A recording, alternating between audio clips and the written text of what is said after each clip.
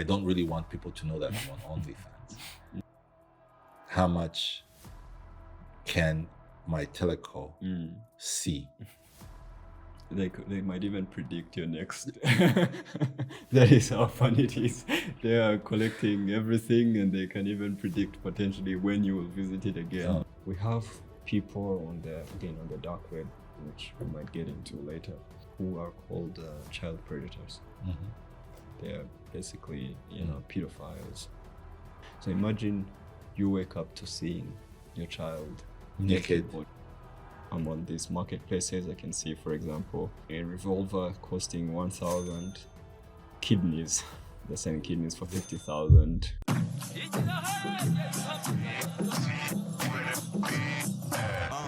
This is the very, very best. I introduce the very, very next. Big deal. You know this is the big league.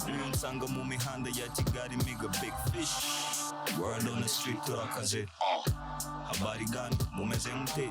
Dutse shimi mana kuva hunda muchiye. If you want the long form, come close ndabule. Wait, what? The long form. What did he say? The long form. What? The long form. The long form. The long form.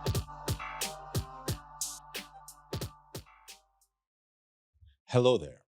My guest this week on the Long Form podcast is Joel Kashaija. Sitting at the nexus of technology, power, and national security, Joel is a cybersecurity expert, ethical hacker, and founder of ShieldTech Hub, a company that works with state organs and private businesses to defend against digital threats that most of us never see. Joel's perspectives weren't shaped in boardrooms alone. He has witnessed firsthand how cyber operations function during real conflict, including time spent supporting cybersecurity efforts during the war in Ukraine. During this conversation, I wanted to move beyond jargon and ask simpler, more uncomfortable questions. How safe are our phones? Who's watching our data? How exposed are our children, our companies, and our democratic process? And if war today is increasingly digital, is Africa ready to defend itself? This is a conversation about security, power, trust, and the invisible systems shaping our future. Hey everyone, I just want to take a moment to thank all of you who've been a part of the long-form journey. Every view, comment, and subscription has helped us grow and get to where we are today. But here's the thing, about 72% of the people who actually watch this podcast haven't subscribed yet. We want to keep bringing you even bigger conversations with even bigger guests, including, let's say, even the president of this country. But this milestone starts with you. Subscribing is free, but it makes a huge difference. It shows our guests that what we're building here matters and that it's worth their time appearing on my platform. So please help us and hit that subscribe button, and we'll promise to keep delivering powerful, meaningful conversations. Thank you so much. Now, let's get into the episode. Joel. Yes, sir. Welcome to the Long Form. Thank you for having me, son.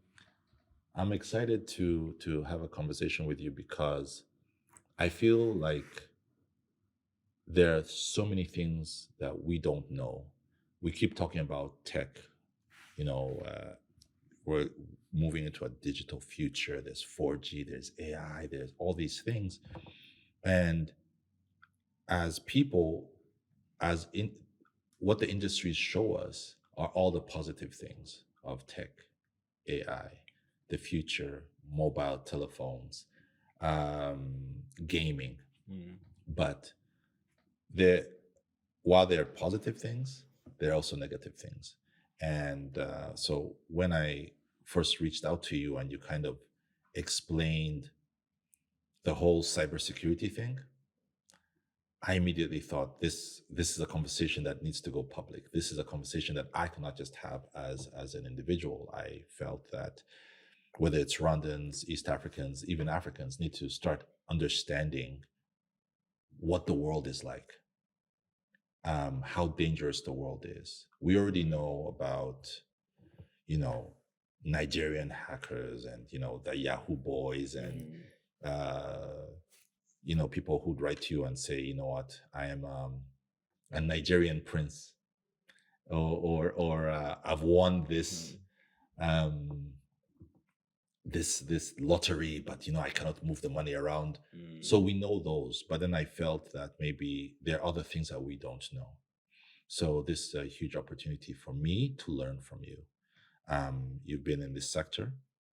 Um, you've worked both in the public sector, private sector.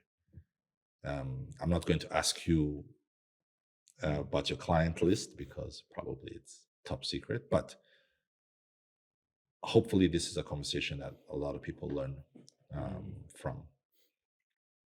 So I'm just going to go straight to my very first question.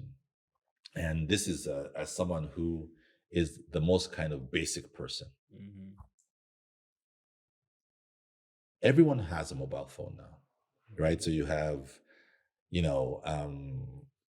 iPhones and Androids and this and that. Let's talk about safety. Let me ask a very practical question that people always ask. Is iPhone safer than Android? Is Apple safer than Windows? And I guess the real question is any device actually secure from bad players? Well, thank you, Sunny. Again, thanks for having me. And I want to first commend your initiative to champion this podcast due to also the importance it carries for our safety, for our progress in many areas. Going straight to your question, there is no such thing as 100% security of any tech or gadget. We normally joke if you want to secure a device, let's say your computer, your phone, just switch it off. Switch it off and throw it away, right?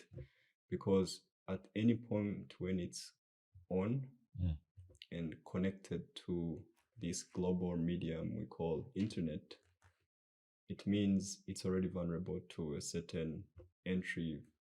Some we know, some we don't even know, some is being worked on. So saying Android versus iOS or Apple versus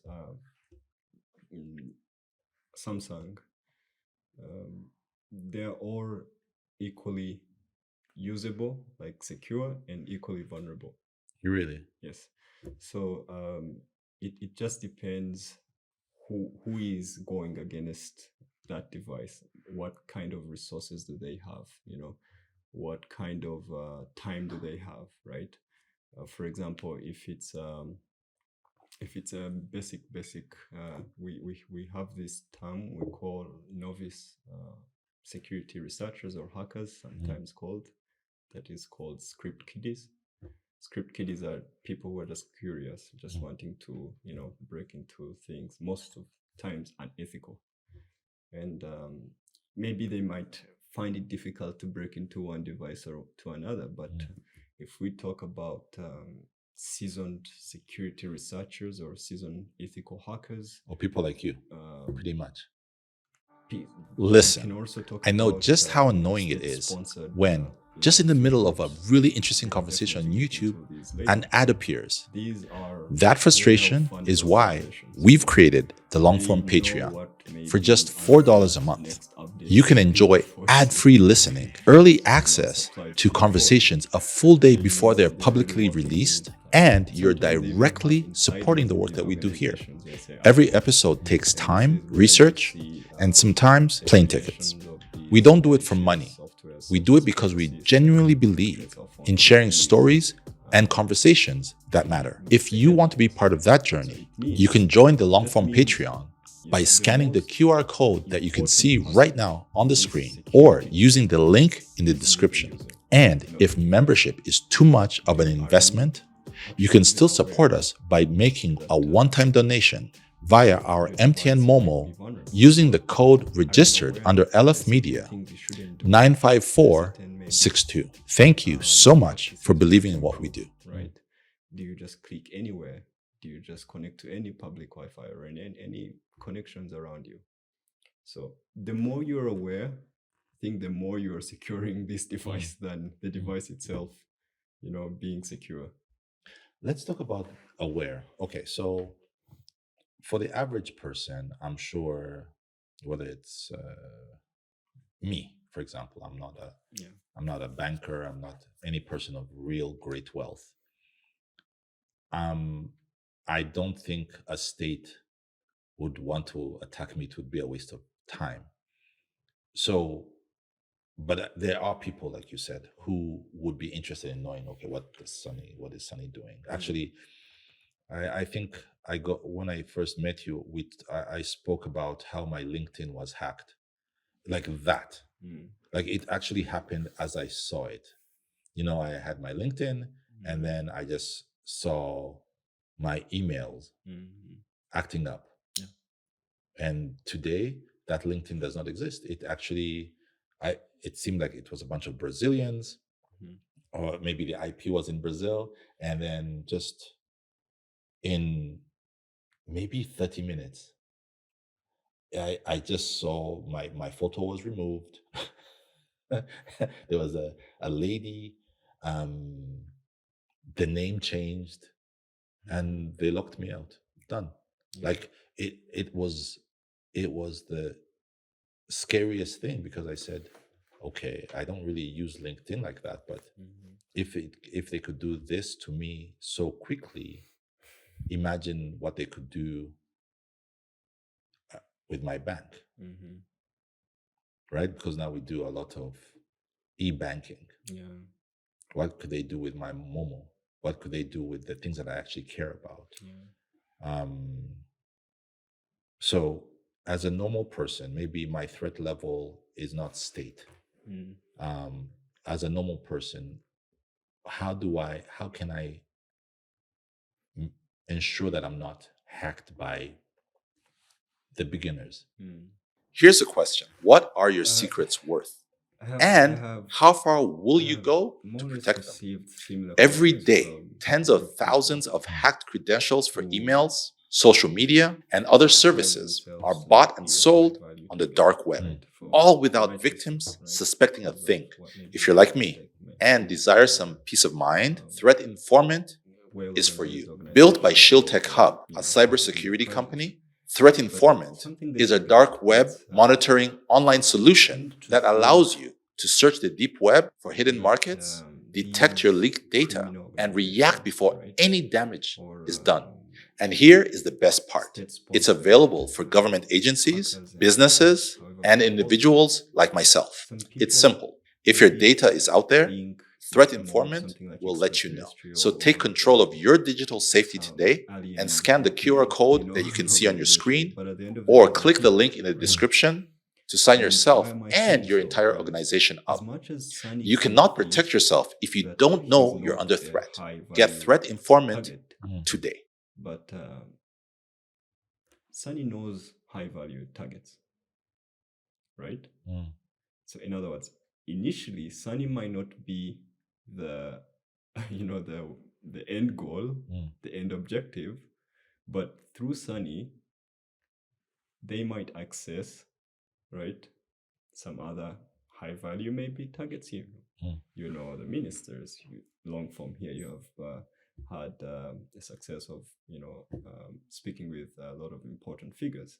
mm, 100% these people you're in contacts, or you speak one way or the other. mm, So I might not be able to reach that person, uh, considering also how much information maybe a certain minister of a certain ministry here have, of course, confidential information, right?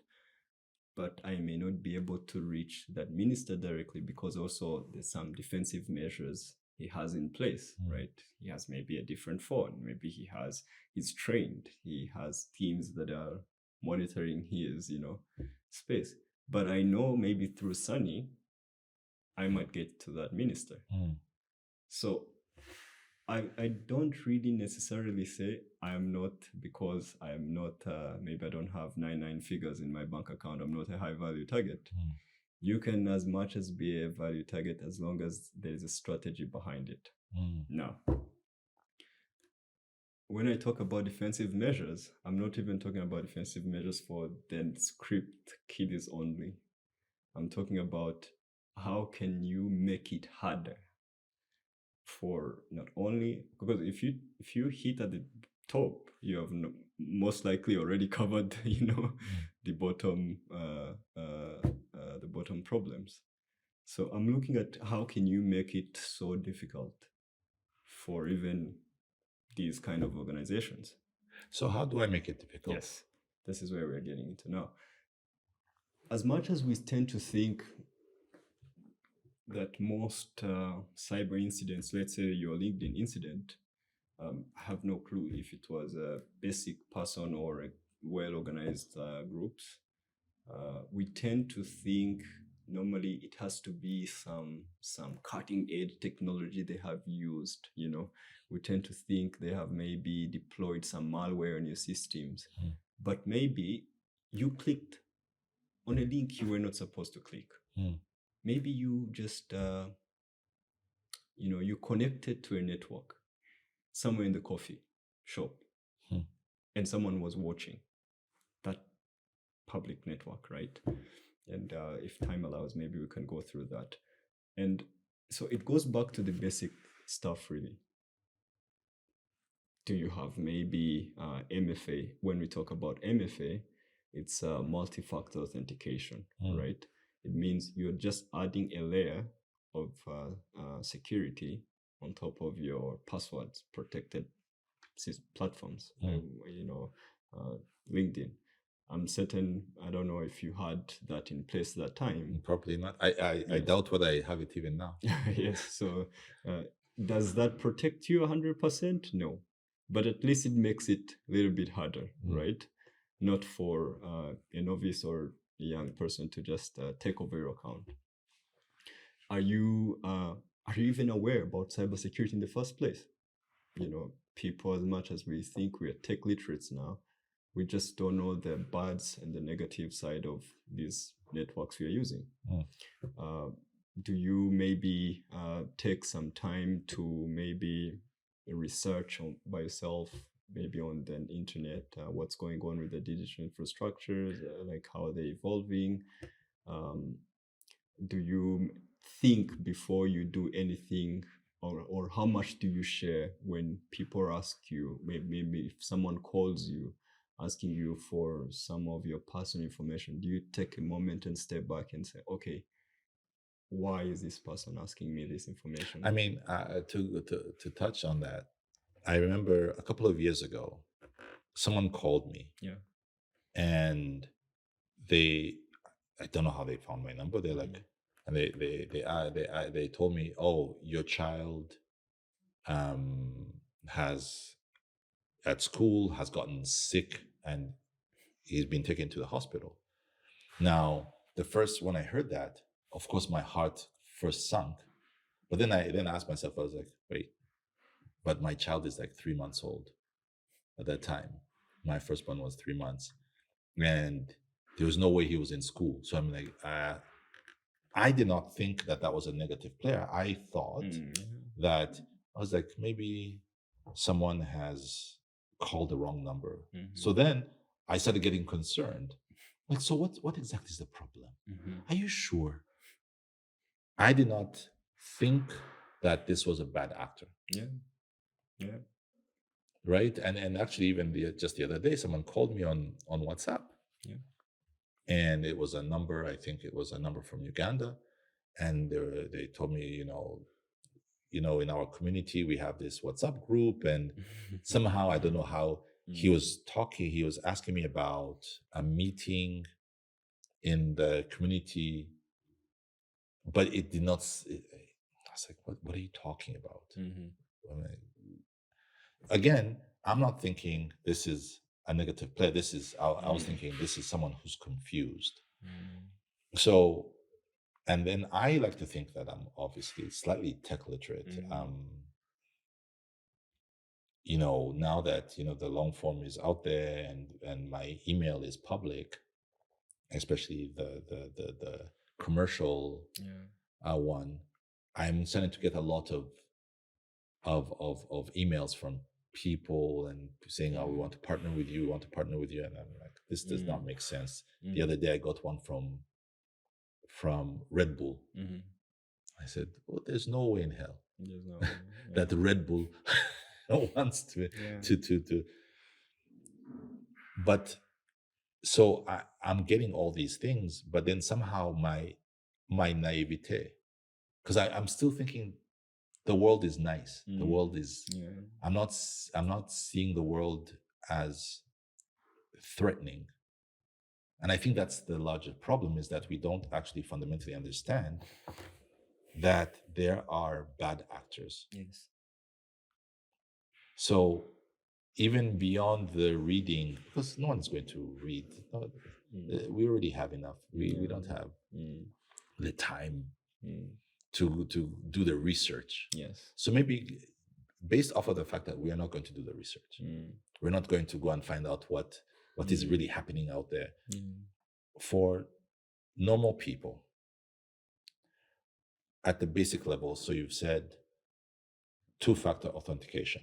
Are you saying two-factor authentication on all our things, whether it's devices or even our websites, or whether it's our social medias? Is it? Are you saying that we should also do that for like our phones, our smart TVs? Because now there's another thing, right? It's also TVs. What can we actually do as normal people who are not going to do all the things that you want us to do? Yeah, it's a really like a tricky question. I wish there was like one solution that answers everything, but that is the complexity of this. You just said something really interesting: the smart TVs, smart fridge, smart oven, smart everything, right? Smart house. Yes. What you need to understand, the more smarter you're getting, right? Can I say? The more also we have something we call the attack surface you're creating for yourself, right? Where they can get you. Yes, absolutely. Because also, unfortunately, these smart gadgets, they are collecting data, right? Otherwise, how are they going to be smart, right? And the more you're deploying these in your day-to-day, lives, the more you're opening yourself up to even much more problems, right? That definitely target these devices. So now, there is no such thing as one solution that is going, or few three solutions that would eventually cover all our issues that we are facing. But at the core of everything, we normally like to say in cybersecurity that humans are the weakest link. But I always also like to say humans can be the greatest asset if well trained, right? Or at least at the basic level, aware of these issues that we are talking about. And how do you raise your awareness? For example, this is a good even example. We are raising awareness, right, of cybersecurity, and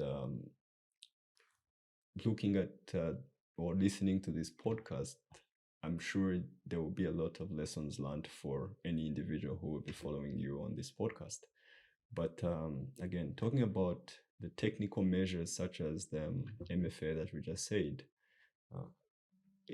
there is an issue when you also improve security. It reduces usability. In other words, if you have to log in anywhere now, you have to request for an OTP, or some people are not down for that headache. They want quick. Then quick use means also quick exposure, right? So so it's the balance. You might say, okay, these are my critical services, or my critical applications. Your LinkedIn, your YouTube. For me, the YouTube, yes. Yes, it's your most prized digital asset you have right now. At least, how do I make sure that this at my level of tech expertise, how do I make sure that, and the beauty about it now, we have even AI, which you can simply ask, right? Even if you're not tech savvy, and then ask it, how can I protect my YouTube channel, right? It's going to give you some tips, right? Again, but that's on those people who are little bit, advanced on their tech journey. But at the lowest of the lowest on this chain, I will always advise, find at least in any way you need to raise your awareness, right? Watch this podcast, for example. And just understand that there is the goods of internet and there's the bads of, the internet, the technologies we're using. The moment you know that, then it also raises your curiosity on how can you, protect yourself and your loved ones. One of the things that you talked earlier about public Wi-Fi. Now, thing with public Wi-Fi is it touches on something that humans love: free things. Yeah. Mm-hmm. Right. Whenever I enter a cafe, whenever I go into an airport, whenever I want the public Wi-Fi. I want to be online at all times. And very often we don't really think twice about it. All we think about is it's free, it's there, and it's very convenient.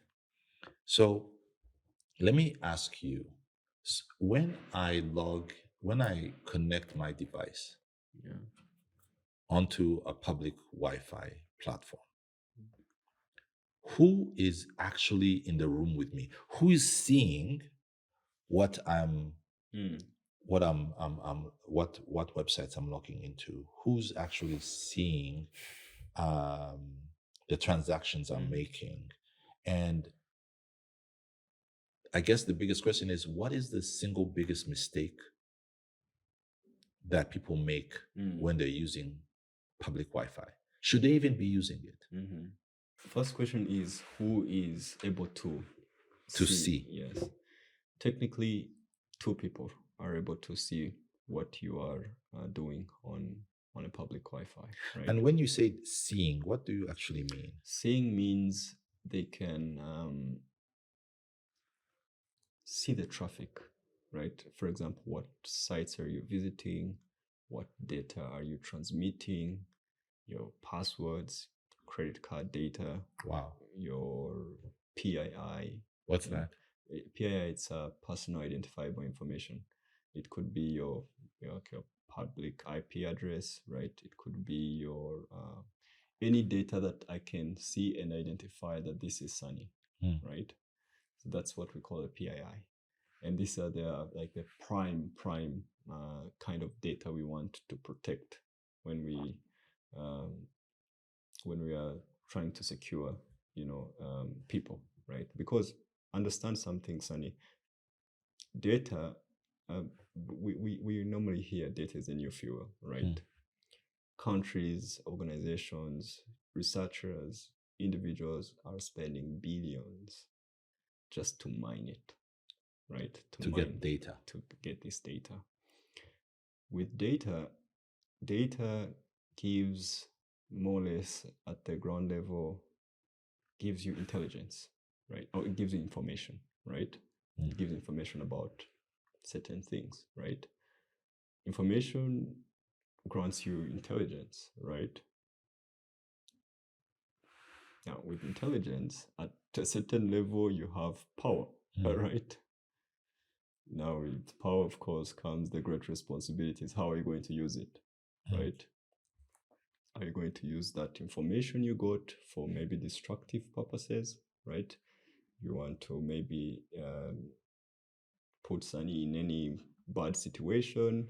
Do you want to use that for maybe constructive purpose? It's up to you to decide. You're powerful now, right? Because you have the data. Yeah, because you have the data. And when you are on these public networks, you're transferring data in masses, right? Maybe you're visiting your e-banking, maybe you're visiting your YouTube, maybe your hospital, you're checking your appointments you've made, a lot, right?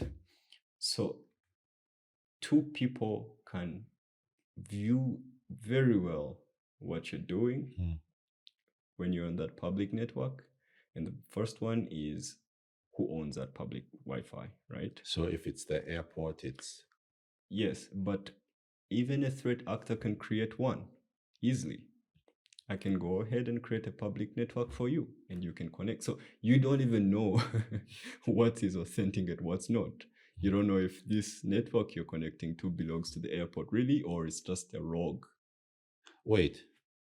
So you're saying, for example, Yeah. I land into airport X. Yes. What I usually do is then I go Yes. like Free out. airport. You look for the free. So you're saying that might not actually be the Yes, airport. 100%. It could also have been hijacked. It's very possible. Has it ever happened? Do these things happen? Well, many times. It's actually very ground zero that we feel it's been outdated, maybe. For you guys, it's but it's still practical, very practical, because again, people want free stuff, like you said, right? Yeah, but if we are maybe attacking an organization, if you are testing an organization, those are ground level stuff, because maybe it might be detected easily.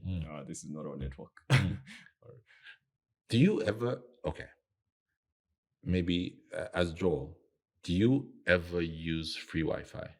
100%, yes. I use it, but then there are certain measures I need to put in place. What measures do you put in place? Yes, that's where we are getting into. And maybe before. But before that, I'm sorry. You had said that the first person who can see you is the one who set up the Wi-Fi. The Wi-Fi. Who's the second person? Second person is anyone connected on that public network and wants to see what that's a hacker now. Maybe they don't own that network, but they're connected. So let's say there's Sunny who's connected to a friendly Wi-Fi system, right? So it's not a fake one. You're saying that someone else, say Joel, who's connected to the same thing, can actually then access me. Yes, very much so. Understand it this way. The network or the internet, let's say the network, which is maybe could be a local area network, your home network, right? Or your office network, restaurants. It's the only medium. Like if let's say if a cyber attack was maybe a delivery, right, that one has to make, like maybe Vua or any how they ship things to you. That network is the road, right? Is the road that a motor person has to go through to reach to you, right? So without that road or that or in any way they have to reach you, if it's not there, they won't be able to reach you. But as soon as they're on the same network with you, they're on the same they already have, the path to get to you.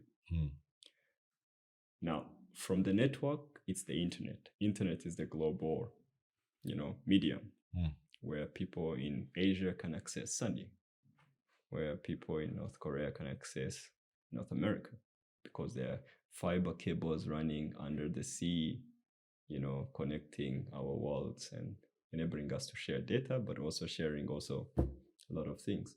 So anyone who is on that network, maybe they didn't have even the way to set up, but they're on the same network with you.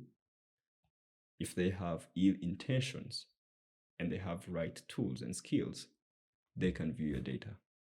They can view what you're searching. They can even influence you to do something else, maybe that you didn't. What do you mean? By doing that, what I mean is maybe you wanted to visit sunny.com, right? How about maybe I publish to you Sunny, but maybe with su.com, and then you end up clicking, but you didn't even know about this domain in the first place.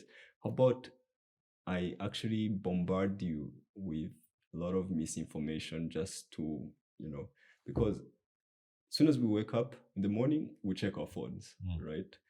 You're on your Twitter, you are on LinkedIn, you're consuming a lot of information that might actually shape how your day will look like in most cases, right? You have seen a lot of rumor, you've seen a lot of wars that are happening. All of a sudden, your whole day in your office, you're thinking about that. So even threat actors know this. And being on the same network, it's possible that even someone can just influence you by bombarding you with a lot of fake information or data that might provoke one way or the other the actions you're going to take. So let's say what the I'm not super scared of people getting access to my LinkedIn. I am super scared of people having access to my banking, because that's how you take my banking, I'm finished. Would you advise that if I'm on a free network, Yeah. I avoid, for example, going on my e-banking? Is that something that you would advise? Yes, very much so. Or bare minimum, when you are not, when you're in an agency, right, to maybe do some payment, or check your bank account for any information you need, try and use VPN.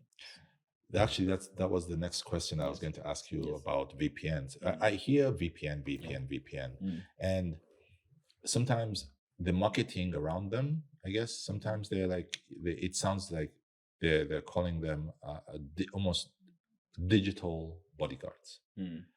But that's NordVPN. They give you all these things, but maybe you can help me understand, what are these things? What are these VPNs? And if I say that I'm trusting a VPN, what am I trusting it to solve? What problem am I trusting it to solve? And what problems can it not solve? Because is it a thing where it's a one-size-fits-all solution to all your security needs, or is it a very specific tool that will help you in a very specific way? Yes. I'm going to try my best to break it down in a layman's language where anyone can understand. Think of it in this way. When you connect to the internet, right, you have your device directly connecting to the cloud, the internet, right? There is so my computer to the internet. To the internet. You're asking Google, I need this, it gives you this. And now with VPNs, what they do, they create a dedicated lane, right, for you to access the other services. Let's say Google, for example. If you let's say I need to speak to you through these microphones right here, right? But I don't want people to listen, right? We could maybe create a tunnel, right, between this specific mic to your mic and where I'll be speaking, and maybe you might be listening, but the other people might not be able to listen or see what we talked about. So in summary, it creates a private tunnel. Tunnel by mean it's the way. You remember when I was explaining you the road that you're going to pass through to reach to your services, but not shared by anyone else. Now, wait a second, I get on something very important. The issue with VPNs is the VPNs that we are hearing mostly, that are being bombarded us on ads anywhere. They're public VPNs. What do you mean? Public VPNs means it's not owned by you, right?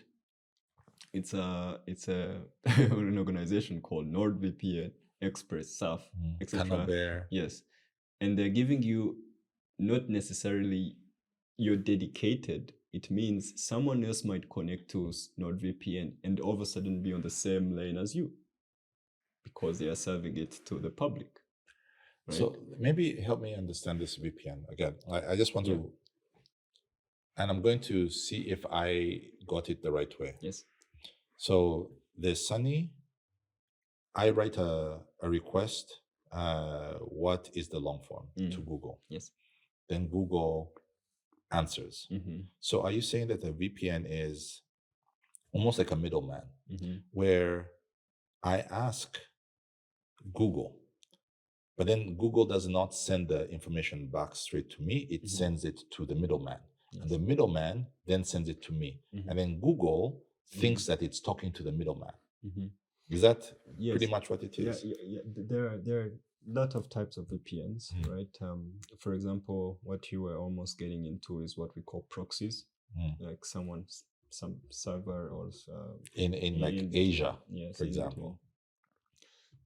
At the basic level, see it like this way: when you're connecting to the internet, someone is giving you that internet, right? Your ISP, or the internet service provider. It could be any of your choice, right? So when you connect to, let's say you want to ask Google, see Google as it's a storage of information, right? Servers sitting somewhere, maybe in the US, right? They're on their data centers, right? For you to ask Google services, right, or information like you asked, you have to pass through what we call the gateway, right? The gateway is that entry or the exit, right, of your request, right, which is your ISP. You get it? Your ISP gave you a gateway that you have to go through to ask Google services. Now, the moment you connect to a VPN, you're now like bypassing your ISP gateway, right? You're creating now your own gateway in Malaysia, in Thailand, whatever. So it means now you're going to ask Google, but passing in Malaysia, right? This is where you see maybe if you want to bypass geo restrictions, you want to watch Netflix somewhere, you need to use a VPN because it's now going to route you through USA, the gateway from some ISP in USA, and then now you can access Netflix. But the issue is VPNs, they will shield you, right? At 100%, let's say, or maybe 90, let me not say 100% because there's nothing like 100% in security. They will shield you at least when you're in control, because you can also use your own VPNs. You can create your own VPNs at home. You can do it when you're much into tech. But if you're using NordVPN and you connect to it, right, it creates a tunnel for you in, let's say, Netherlands, right? I can also connect to NordVPN and choose the same server you connected to in Netherlands. It lands us on the same network again, giving me again creating for me a way again to access you. Jesus. So it's really hard. I wish there was one solution that really secures us as much as we want, but again, it just makes it at least harder. So back to the public Wi-Fi. Yeah. So a VPN, even if it's a public VPN, so at least it's a bit better. Yes. Right? It's almost risk mitigation. It's not risk prevention. Okay.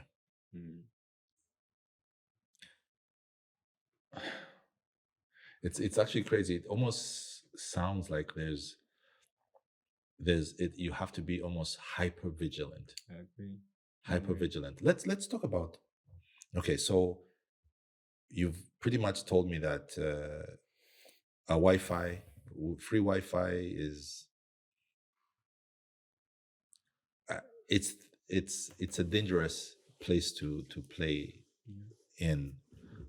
Let's talk about SIM cards and telecoms, right? So if I am using my SIM card, my Airtel, my Safaricom, my Vodafone, my Vodacom, are we safe? Is how much of what I'm searching now? I'm not connected to a Wi-Fi. I'm now just connected through my mobile internet. How much of my digital life, how much of what I'm surfing can a telecom actually see? So if I'm maybe Teleco? Yeah, telecom. Like, so a telecom, maybe I'm doing some stuff that maybe I shouldn't. I'm on OnlyFans, for example. I don't really want people to know that I'm on OnlyFans. How much can my teleco see? They might even predict your next. That is how fun it is. They are collecting everything, and they can even predict potentially when you will visit it again. Oh, no. So, again, they are the service provider. Yeah. They are your internet service provider. Think of it in this way: the GSM or the you have the public. Now we're talking about the GSM, the global SIM card. It just connects to these radars. Can I call them? That are pointed in different regions and areas, but then these are basically they're communicating with your phone and then translating that into the internet all the way again to their gateway. So someone sitting on their gateway, they are looking at everything that anyone using their SIM card they're surfing. So there's actually someone, an individual, who can actually know that Sunny likes to go to these. This is what he's doing. No, on the ISP, on the teleco level, 100%. Of course, there is a privacy, mandates that they have to comply to, maybe for the data protection level. But if there is a need to, they have the full, and they have the full rights. It's the infrastructure. It's they own everything. It almost sounds like our phones. We treat our phones like you'd think it's almost like our digital bedroom, but it seems from what you're telling me, it's more our phones are our digital living rooms where anyone can see what you're doing. There's nothing private. Unless maybe you opt to use these 1990 Nokias that have nothing other than just maybe calling. Because at the moment, again, you're connected to network, internet. You're creating, the routes of people to access you. So the only way you can privacy is actually we normally joke privacy is for those who are just living in the Stone Age and have nothing to do with our tech, because there is no such thing as 100% privacy. It's very hard. Very, very hard. It almost sounds like what you're telling me is that privacy in the digital age is dead. It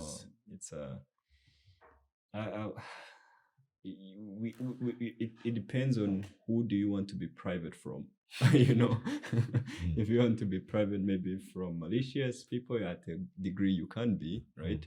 But if you're talking about I don't want people. I don't want, for example, I'm not saying it's, but I don't want an engineer, a teleco engineer in one of our local telecoms to be able to say, I know what Sunny is up to. The only thing I would tell, the only thing that is stopping him to do that is the contract he has and the NDA and the ethics he has to comply to. But then nothing is fundamentally stopping him. But if he decides to be malicious with what he has in his fingertips, he definitely can see it. Now, one of the things that I've seen, and I tried not to do it, is posting my kids on the internet. But you'll see, and as a parent, right, you feel there's a sense of pride in your children. They're so beautiful. You have a beautiful daughter. You have a beautiful son, and we've now the internet, our social media, our Instagram, our TikTok. We want to showcase our lives to our friends and family and people who follow us. But I think most people do it because they're thinking, this is just harmless. It's my child. I, Sunny, don't think it's harmless. I don't know what the risks fundamentally are, but I just always felt that it was strange that the people who are the most precious to me. I'm just allowing the billions of people in the world to have access to them, to see them. But that was me. But obviously, if you go on social media, you'll see even children that you don't actually know. You know, see kids from Uganda, kids from Kenya, kids from Tanzania, all over the place. Once I post my child online, who who has access to that image? And how, in your experience, are these images being used or misused? Because when we post them, we're thinking this is just my kid, beautiful. But I'm sure that there's a darker side to these things. It's that's a very good and sensitive point you just raised. We are sharing a lot of things to the masses, right? And as much as we want to think that we are surrounded by great human beings or human beings with good initiatives about us, they're also the bad people, right?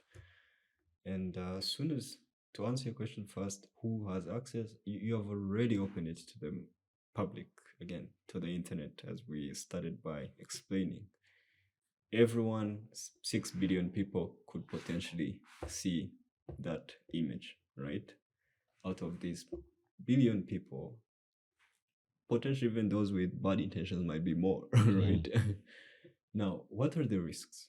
That was your second question. There is a lot of risks that are surrounding now with online activity by children, and the amount of data that is being pushed out there. One of the risks we have even encountered at work by ourselves was the storing profiles of kids. And we have people on the dark web, which we might get into later, who are called child predators. They are basically pedophiles. Praise, pedophiles, and it's an underground business that is going on, right?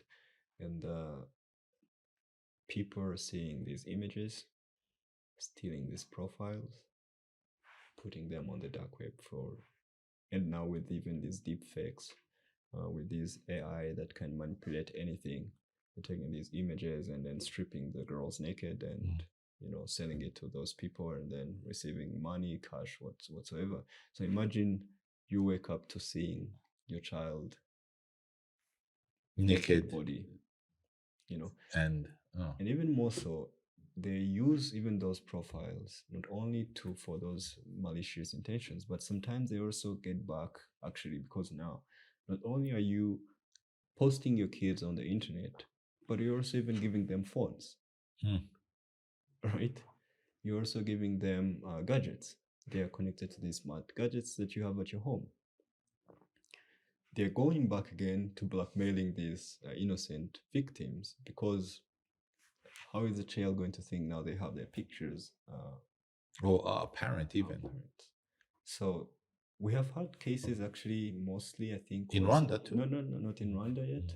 But I've read a lot of cases, was it in India, where a lot of kids ended up committing suicide because of the blackmails that they were receiving through messages that they were receiving, telling them to do something, because if they don't, they blackmail them. Maybe this image is going to be shown to your parents, you gave it to me, and then all of a sudden the kid behaves in a different way. Before you know it, you lose your kid. These are real risks that are there. I mean, if you visit the dark web, you can see these things lively. So we have to be very cautious to the world we are bringing in our new bonds who don't know anything about what is exposed here. So Should we just avoid posting our children online? If there is no like what's Would you post your child online? not at all, not at all. I don't even want. There is no reason for it, you know. There is no use case for it, and the fact that there is no concrete use case, you're just opening to a bad welcoming for you, you know. So better avoid it. Let's talk about, I guess, what we use quite in our day to day, which is especially WhatsApp. Yeah. Right. That's they tell us that it's encrypted on both sides, and so that if I want to send a picture of my child to my cousin abroad, that's usually, I will maybe not post it, but I'll say, you know what, I'm going to send you the picture of the baby. Yeah. Is WhatsApp at least safe? Would you feel comfortable sending, if again it's your child, would you be comfortable sending your child's images through WhatsApp to someone else? Good question. WhatsApp itself, right, will put security measures in place.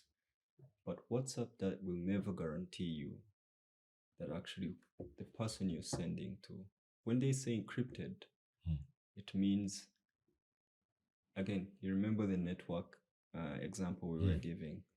The reason why we want you to pass through a VPN is going to be an encrypted side tunnel, right, that you access your service, right? So implying someone was listening on the public network will not be able to see because you're not on the same lane, right? And WhatsApp will make sure that it has encrypted that information. If someone was on the same network, will not be able to see. But it will not guarantee you that the delivery of that image is going to the exact person you're sending it to. What if that number has been spoofed? Yes. I will receive that image as well, right? So it's still the sole responsible. It's just telling you, I'm packaging your data in a secure way, but I don't know what happens when it gets to the lands to the person, you know.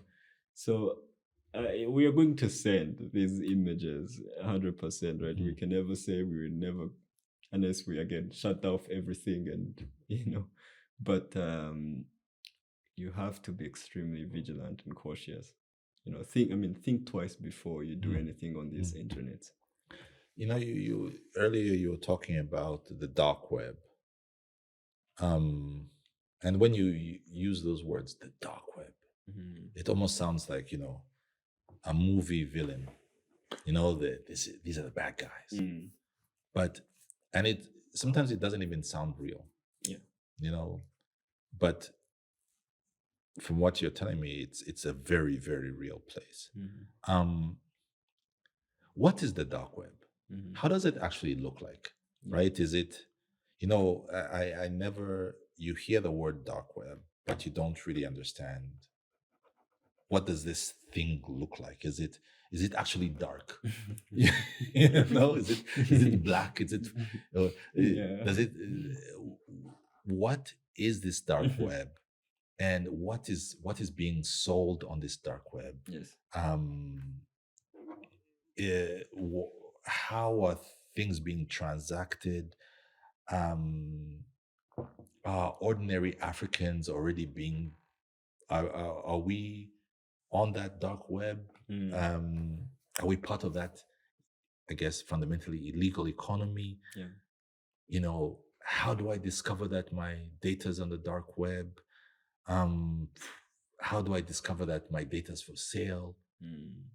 Maybe, you know what? I'm going to ask you to do something for me. And I'm happy that I asked you to bring your computer. Could you demonstrate to us, in real practical terms, okay, this is what this dark web is. Yeah. This is what it looks like. These are the things that you'll find there. And if you wanted to find, say, Sunny's information, how would you actually find that my name or my data is there? Do you want to kind of show us that? Yeah. So maybe what you'll do, because there's some who are listening to this, you'll also describe what you're doing. Okay. Some will be able to see the people who are watching this on YouTube, but then there are going to be others who are unable to. So then just walk us through this, describe what you're doing, um, describe whether or not, like, do you go through Google? Do you guys have you hackers or people who know cybersecurity? Are you creating your own thing? Yeah, walk us through that. Yes. First of all, I have to maybe explain you in a nutshell what's a dark web. What is the dark web? It's not dark, actually, as the name suggests. It's just dark due to what is happening, there. So you could call it the evil web. Yes. Actually, that could have been the right word for it. Yeah, the evil web. Yeah. And when we first, let's understand, we have the surface web, right? The surface web is what you and me surf on a day-to-day activity. You access Google, you access YouTube, you access Twitter, X, everything, right? That is on what we call the surface web, because it's publicly available. The resources, the servers hosting this information are publicly available, right? And how are they publicly available? Because they have an IP, right? An IP that is tied to a domain name, right? You are not going to memorize the IP of Google, but you're going to memorize google.com, right? So that is indexed by what we call the search engines. Search engines, it's Google, it's Bing, Yahoo, it's Yahoo, it's Chinese ones, they have their own as well, so when you go on Google and search sunny.com, right, it's going to give you results that are publicly available, right? They're indexed in their servers, right? Now we have what we call the deep web. The deep web, we have a lot of people who like to joke that it's your second page in Google, because no one ever goes there, right? But the deep web, it's also still publicly, but maybe requiring some level of access, right? Let's say the internet banking, it requires you to authenticate yourself. It requires you to prove yourself, maybe some government records, just to give you, I'm saying that to understand, it's not the color. There is nothing like the color, the dark red. It's just that it's a little bit more hidden and what's happening there. Now, when we talk about the dark web, it's the internet, right, that is not publicly indexed, right? So in other words, you are not going to go on Google and say, I want to buy guns, right? And then you really end up to the real dealership, right? Where you can buy these guns, right? Because these marketplaces don't have like a name that is known, right? It has what we call the onion sites. They're called the onion sites. And the onion sites, they have these weird long, which I will show you, right? Weird long names that are actually randomized. So that anonymity of naming convention also on being channeled through different sites, different servers, different ways. If you want to buy, let's say, drugs, right? The dark web will not give you the direct route. It will not give you drugs.com. No, it will not give you drugs.com, and it will not also direct you directly to that person. It will pass you maybe through different servers, and that is what we call the Tor servers, right? Tor nodes. So Tor nodes understand, like, okay, if we want to access, like previously we explained, if you want to access drugs.com, now the name is drug X blah blah blah blah XXXYZ. You now have to pass through China, pass through North Korea, come back to Rwanda, maybe end up at that server. So it channels that traffic through Malaysia, multiple. In order to hide. Yes, and the anonymity of it. So that is now the dark web.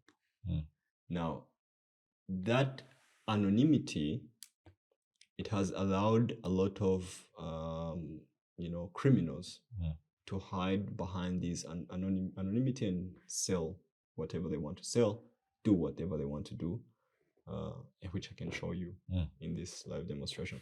So on my screen, what you see, I have a browser that is called Brave.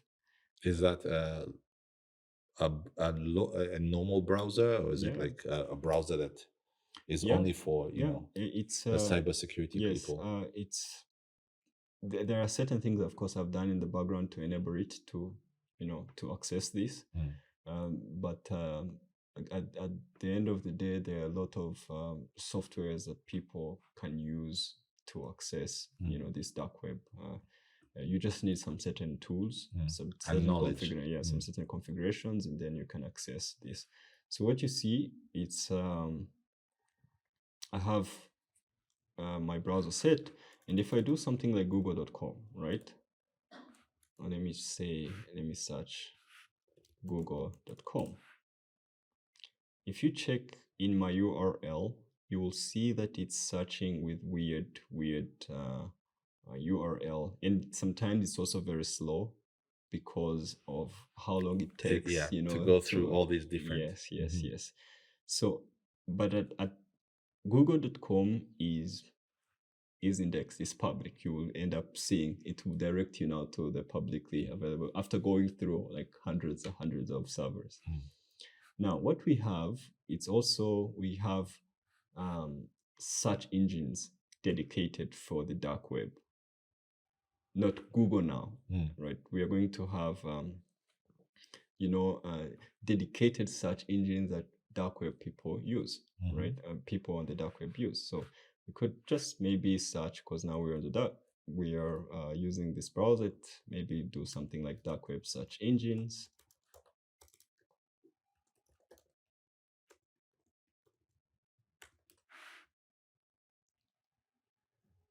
And you're going to see a number of examples here, but I already have a number of some that we can use. And what you see here, for example, this is a search engine that gives you updated services or anything you want on the dark web. And I could just go ahead and search. Let's say, tell me something you want to search on the dark web. I mean,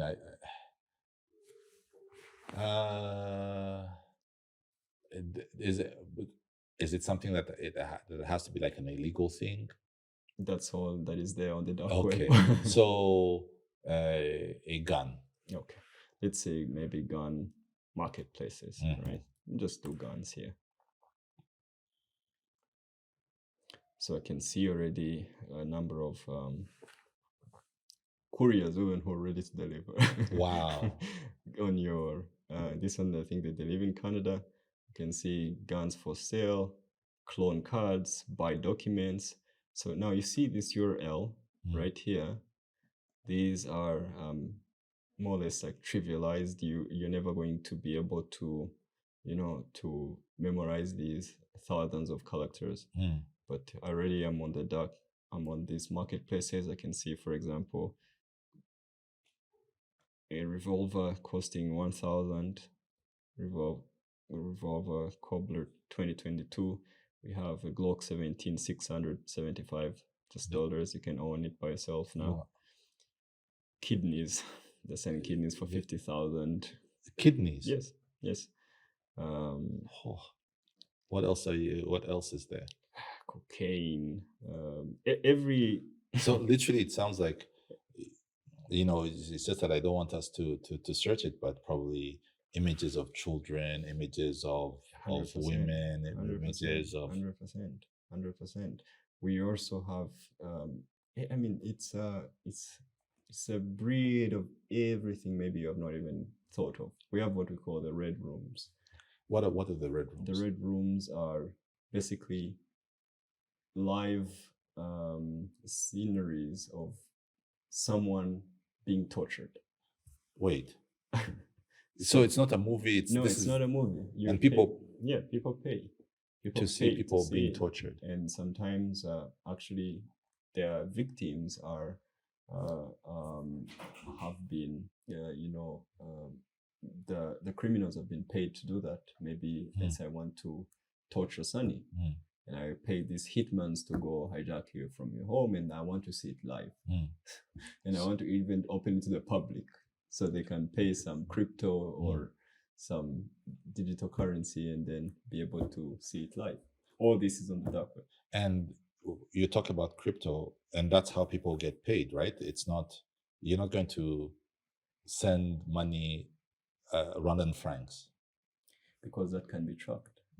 That can be tracked. It's going through the banking system. There's the crypto, the blockchain is also doing almost what the dark web is doing for you on the internet side, but now on the financial side, it's anonymizing your transaction, because they pass through multiple of blockchains that can't be tracked. So it gives you that anonymity, and there is a good side of it. There's a good side of blockchain technology, cryptocurrency, digital currency. But there is also the bad side of it. Now, let me ask, because this is now getting interesting but scary at the same time. Could you do a search of my name and see if whether it's my information, is it something that you would be able to do, right? Are you able to see my name? See, is there any information? Is it anything about the long form? Am I being sold on the dark web as we sit here in Kigali today? Yes. The beauty. So what are you doing right now? I'm still on the dark web, and I want to find some maybe search engines that we can use. And there is this one called Brutal Search. Which is brutal. Yeah, which is brutal. But the beauty of even finding your data or anything about you, it's we have made it so easy through Threat Informant, for example. This is a tool that is actually visiting the dark web without you necessarily, That's one of the businesses that you founded. Yes. And that is also now one of the sponsors of the long form. Yes. So are you using Threat Informant right now to find data about me? I can use it. I was still doing it manually. Let's see. The good news is long form itself has not been on the street for some time, so there's still, I still have some time. Yeah, you still have some time before you, hit the streets of the dark web. Yes. But we could. But in my name. Let's see if we can access the internet. It's being a little slow. And you explained that the dark web's internet is slow because it goes from place to place. Yes. Remind me, what is SA? SANNY, Nayombia, NTA, YOMBYA. Nayombia. Right. Hopefully there's nothing there. Because I have been over this last couple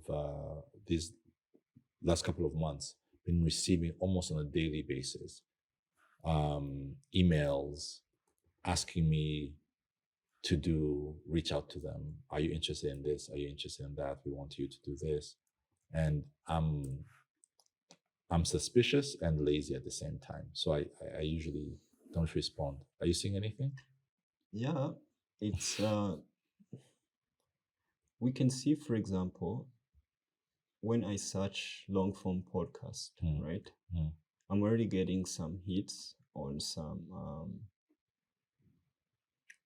data that might have been potentially stolen, Oh wow. and we can.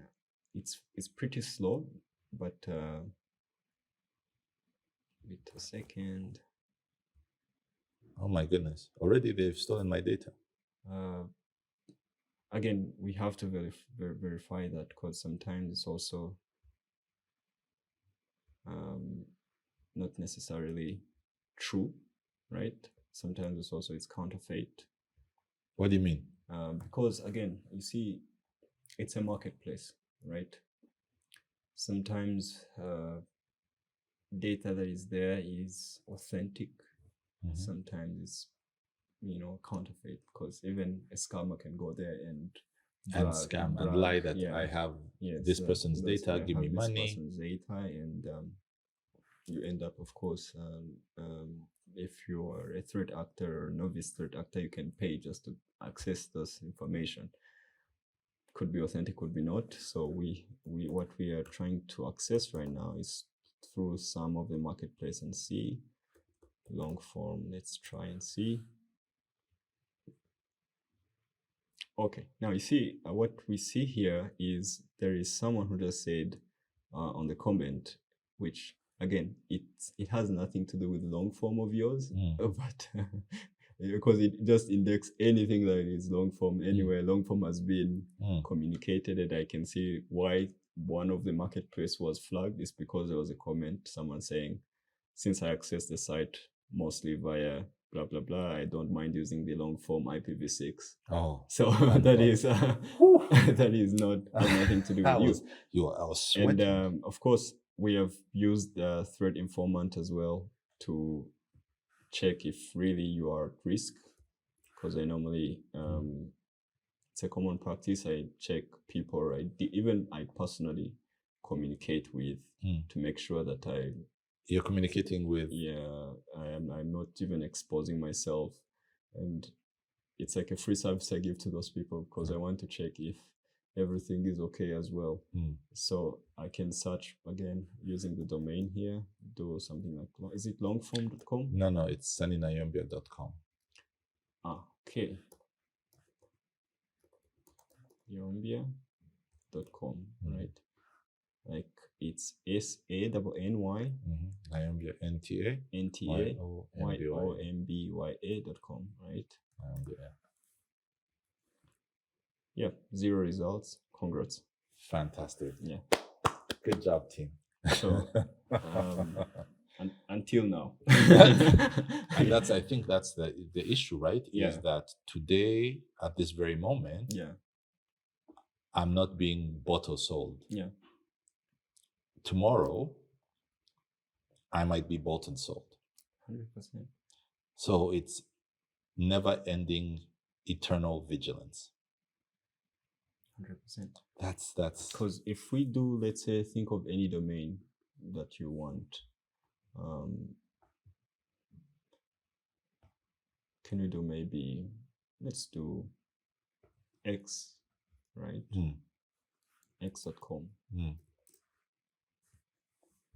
So that's Twitter. Yes. What do we So call you can Twitter? see there was a user who got hacked on 23rd July.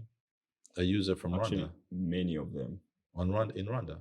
We have, the closest one was in Kenya today. And you can see from the dashboard here. But we can see, for example, a lot of them, actually in hundreds, were hacked today. And we can see their username, we can see their passwords, we can even see where the malware landed on their machines. And that's how potentially your LinkedIn got stolen. Maybe someone had access to, maybe they stole your emails on the dark web. I'm assuming there are a lot of ways they can steal it, right? But this is one of the most easiest way that you can access this data because it's already there. You're not going to brute force Sunny password A123 until the account is locked out, right? Why not just go on the dark web And just look buy for it. it and buy and log in? A few Bitcoin and Yes. that's super scary. And maybe I want us to maybe have this conversation at a larger level. First of all, thank you for the demonstration, and thank you for showing us how threat informant. You're talking about threat informant. Is it something for normal people, or is it like for businesses? Like, is someone who is just a normal person, right? Not running a business, not do they need it? Good question. And maybe I can take you back to the whole idea when me and the team we were creating this. What was even the intent itself? I've always, when I was still in corporates, working in corporates, I always felt there is a picture of threats and like threat actors, how who they are, what are they doing that I didn't have as an engineer back then. I saw it in a sense like, okay, I'm protecting this organization, but from what exactly am I protecting this organization from? Other than just knowing movies about, so that's when the idea came. That was in 2019. That's when Threat Informant, I started to think about it and putting pieces together.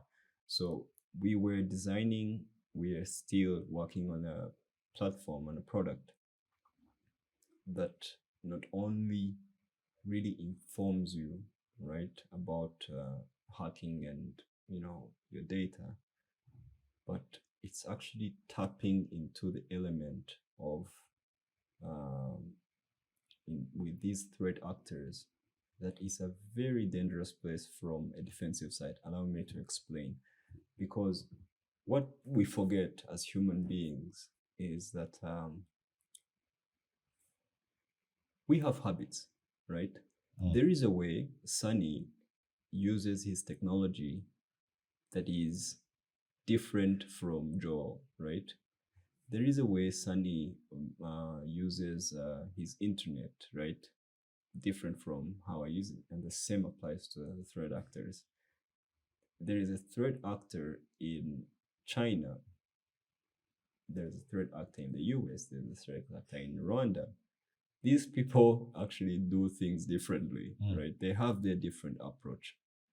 And threat informant, not only is it just informing, but it's also tapping into what information can we get from these people so that it can allow us to even profile these threat groups. Now, tying it back to your question, individuals, when we were developing this platform, this product, we didn't leave them behind for the exact reason I explained to you earlier. Sunny might not be high profile, but Sunny knows, great companies. He partners with great companies. He talks with great people. Why not we compromise Sunny to be able to get to these people? So individuals can have access to this platform. It's also been designed to cater their needs as well, mostly at the basic level, just having access to your emails, personal emails that you use on your socials, on your day-to-day activities, on your e-banking, on your, mobile app, health, etc. Now, if let's say I'm on threat informant and I see, thankfully, as of today, I'm not on it. I'm not being bought and sold as a commodity on the dark web. But let's say that 2 days from now, I see my name there. Yeah. What should I immediately do? So, threat informant, it's a detection tool, right? It's a detection platform. It allows you to quickly get informed. So you get to know. Yes, you get to know. which is a huge win, Mhm. right? Then from knowing, there are measures that have to be now taken, right? Mhm. Measure number one. So, for example, if you know that your credentials have been stolen, right? Unfortunately, credentials that you use on your platform, YouTube, right? First thing is rotate, right? Rotate the credentials, right? So change them. Change the passwords. Apply MFA if you don't have it. If you have it, kill the sessions and maybe install again. Then you can communicate to us. We are always there to even dive deeper in what could potentially have went wrong, right? Because there is you knowing, but there is also assuring that that incident doesn't happen again, right? Or how did it even happen? And this is where now the whole cybersecurity thing opens up. Now it's beyond detection. You want prevention, you want mitigation, and then it opens up to maybe our services, security services that we offer, and then you make sure that you are at least you're making it harder for the next time. Now, what I find interesting about your profile as a person is that you've worked in different places. You actually, what I found really interesting is that you worked in Ukraine during the war. I mean, not during the war because the war is still happening. It's not as if it ended. But Unfortunately. you've worked in cybersecurity in active war zones, and in Africa as well. I'm not going to ask you whether you've worked in active war zones here, but We were always at war. there you go. So it goes without saying that cyber warfare is now part of war. It's the war is not just bullets and bombs and planes and troops. It's also people sitting in a computer in a basement somewhere, creating code, hacking, malware. War is fundamentally digital. As African states, as Africa, as African nations, are we, as African leaders, do you feel as if, in your knowledge, in your understanding, do you feel that Africans and African countries have understood just how necessary it is to understand that the world has changed around them, and are they prepared for the world that exists today in terms of how the internet is actually now the new battleground? Are we ready? Are we prepared? And I just want you to answer that as honestly as you can. Yeah, I don't know. I like to say to my unfortunate or to my fortunate, I got engaged into this. Probably the most the war that is changing how geopolitics are. The global powers are going to be shaped up in coming years. But of course, the downside was could have maybe lost my life there. So you were there doing. Yes. How did you end up there? Who took you there? It's a funny, really story, but I think it was fate. I like to say. Fate took you to Ukraine. Yeah, because ever since I was young, I was fortunate to be introduced to technology at a very young age. And from when I was young, I was very curious about how things work. Because behind every cybersecurity researcher is a curious person, right? Who just wants to know how things work, right? I want to know how this microphone works. I want to know how does it transmit this. voice notes all the way to, to his recorders. And then by being so curious, then I might just unplug it and then, unscrew it and see what's inside. So at a young age, I remember at maybe 6 years old, I knew exactly how TVs work. Like I could unscrew it and screw it blindfolded.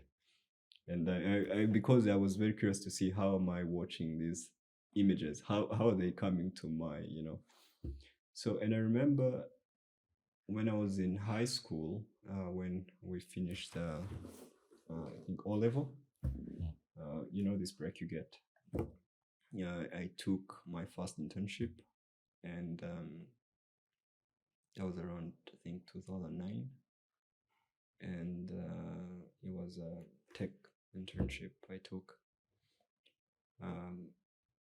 I was actually doing cybersecurity that time. It's just that it had no name, and I was just installing, AVs every day. AVs, I mean antivirus, right? On machines that the company was planning to distribute. And I remember we were installing Kaspersky, the famous Kaspersky, which is almost in every computer you will see here in Africa, which is Russian based. So I'm trying to show you how their journey started. And I remember going back home very exhausted after doing repetitive things. And I felt like I don't want to go back. But I also asked myself, actually, what is this thing I'm doing really? What's Kaspersky? Where is it from in the first place? What does it do? Okay, it's an antivirus, I know. Well, what does it do on a high level? How does it stop? Long story cut short, I went on a cyber cafe that time. We we didn't have luxury to have networks in our homes. Just had to go and tip the guy at the cafe and give you an dusty desktop somewhere to go and surf the internet. And I remember leaving YouTube. There was a video. It had to buffer for 2 days for me to be able to see that video. So actually I paid for 2 days to go back and see that video on Kaspersky. And it was in Russian. I got it late after I had paid for 2 days. And I was forced to actually, find a way to translate That Russian. what they were speaking about. It was an interesting video that opened me up, to this whole cybersecurity. Then, when you're young, it's like certain things you see are imprinted in your head that will shape the rest of your life. So for me, I grew up thinking actually anything about cybersecurity, it's Soviet based, it's Russian based. So I was forced to even learn basic languages. I found myself into a small forum. Now we started to have internet in our homes, small modems now were being sold. And then I was fortunate my parent was he loved technology as well. So one day here and there, I could see maybe a modem at home, start Googling, learning Russian. So long story cut short, I finished my university in computer science, and then I'm here in Rwanda looking what to do. How do I join cybersecurity? It was still not a thing. That's now around 2011, 12, and then I was in a coffee place with my family friend. And then he had a mutual friend. His friend was Ukrainian, and we are talking. He listens what I do, what I love, and he was like, actually, I don't know, maybe if you ever want to travel to Ukraine, we are one of the best countries in cybersecurity. Maybe it's a place for you to be. I was like, okay, if you can connect, why not? Then he goes and speaks to a manager of this gigantic company, who later calls me after countless, like 4 or 5 interviews, technical interviews, and I'm recruited. and then I go to Ukraine like that. This is what, 2011? Yes, 20 around 14, and no. That was around now 2017 because now I had finished my degree, and then I was just here in Kigali, and then I go, and then I go there to work. I had got an offer, right? But at the same time, I was also, Ukraine is an interesting country on how it works and the flexibility around it. They were like, okay, you can also be a student, and to protect us because you're a foreigner. Come on, you just got here. How is it going to be perceived that you're in cybersecurity? So they had to add the identity on me to be also a student, and took my master's, and while also I'm clocking my work with the company. Then to my bad luck, and then the war erupts. But even before I went there, we were for us in cyber, we were at war every day. With the Russians. Yeah, with the Russians, and that's when I learned what he told me, that they are probably one of the best cybersecurity fortified nations. And the answer, Ukraine. yes, and the answer is simple. It's because they're up against one of the best cyber threat, right? A threat, and if Russia is their threat, it means they have to, up their game to protect their country. So then I landed into this company, and we are supporting different organizations, different clients. For them, it's a business, of course, and we are paid to do that. And now the full-scale invasion happens in 2022 in February, and the whole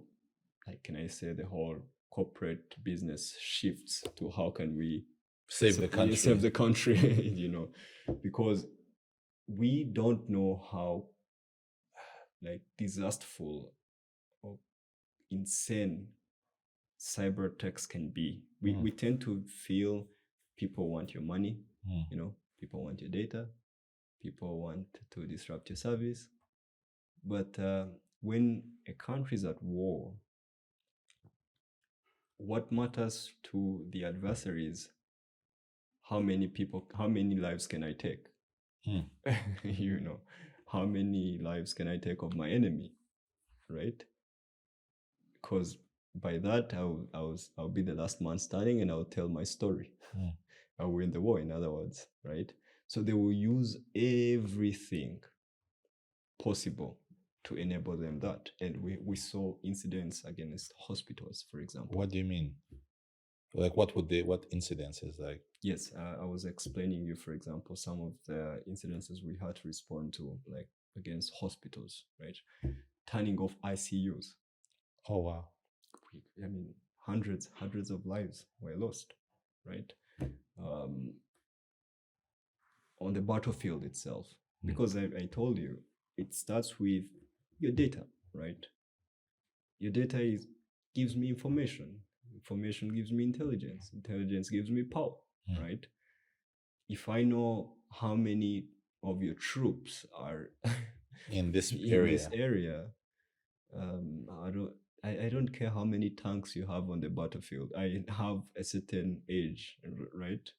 And I can use that power for my leverage. So we saw at first hand. That's why I said there's a fortunate part of it. There is, of course, the unfortunate part of it being in that risky area.